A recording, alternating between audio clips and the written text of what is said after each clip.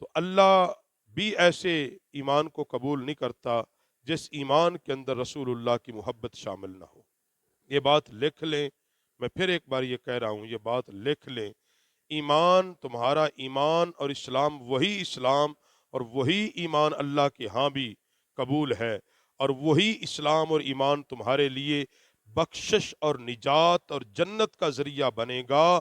جس کے اندر محبت رسول شامل ہوگی، جس کے اندر نبی پاک علیہ السلام سے محبت شامل ہوگی۔ اگر حضور علیہ الصلوۃ والسلام سے محبت نہیں،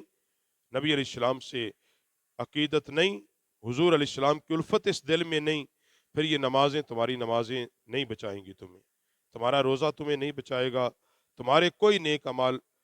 تمہیں نہیں بچا سکیں گے۔ اگر بچنا ہے تو اس کا شرط یہ ہے کہ سب سے پہلے، جیسے کہتے ہو اللہ وحدہ لا شریک ہے، تو یہ کہو کہ محمد الرسول اللہ صلی اللہ علیہ وسلم اللہ کے آخری پیغمبر ہیں، اور نبی علیہ الصلوۃ والسلام ساری کائنات میں افضل و اعلیٰ ہیں۔ حضور اللہ نے حضور علیہ الصلوۃ والسلام کو افضلیت عطا فرمائی ہے، تو ہمیں اللہ اپنے حبیب صلی اللہ علیہ وسلم کی محبت نصیب فرما دے۔